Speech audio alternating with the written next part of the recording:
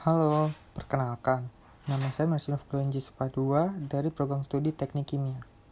Pada kesempatan kali ini, saya akan membahas mengenai hubungan materi matematika dengan jurusan Teknik Kimia, yaitu keterkaitan antara turunan atau diferensial dengan laju reaksi. Tapi sebelumnya, apa sih itu diferensial? Diferensial adalah salah satu cabang kalkulus yang mempelajari bagaimana suatu fungsi berubah menurut perubahan inputnya. Diferensial ditemukan oleh seorang ilmuwan. Iya, dia adalah Isaac Newton. Diferensial digunakan sebagai alat untuk menyelesaikan masalah dalam geometri dan mekanika. Misalkan kita mempunyai fungsi f(x) sama dengan y, maka y di sini berperan sebagai variabel terikat, sedangkan x di sini sebagai variabel bebas. Oke, untuk mempermudah memahami apa itu diferensial, yuk kita lihat contoh soal ini. Sebuah mobil bergerak sejauh fungsi st sama dengan t pangkat 3 ditambah 3t ditambah 5 dengan jarak satuan meter. Jika mobil berjalan selama t sama dengan 3 detik, berapa kecepatan mobil? Pertama-tama kita turunkan t pangkat 3. 3 turun ke depan, sedangkan pangkatnya kita kurangi 1. Kemudian kita turunkan 3T, karena pangkatnya 1 berarti sama dengan 3. Sedangkan pangkat T-nya yang tadinya 1 dikurangi 1, sehingga hasilnya 0. Dengan begitu, T bernilai 1, sehingga hasilnya adalah 3. Lanjut ke berikutnya 5. Karena dia tidak mempunyai variabel T, saat diturunkan akan bernilai 0, sehingga hasil akhirnya adalah 30 meter per second.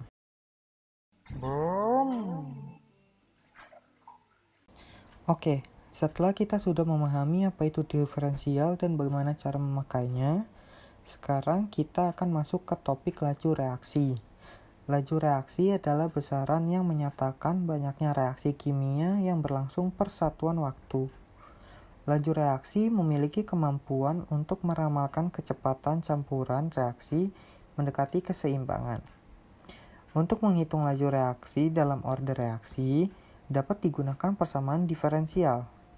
Hukum laju reaksi dalam persamaan yang menyatakan laju reaksi V sebagai fungsi dari konsentrasi semua termasuk produk, sehingga mempunyai rumus V sama dengan M per dt.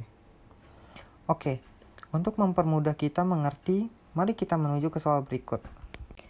Pada ruang yang volumenya 2 liter, dimasukkan 4 mol gas HI yang kemudian terurai menjadi gas H2 dan I2.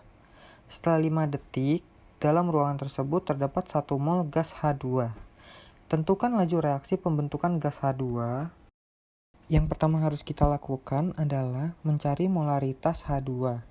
Caranya adalah jumlah mol H2 dibagi dengan volumenya, sehingga molaritas H2 adalah setengah atau 0,5 mol per liter.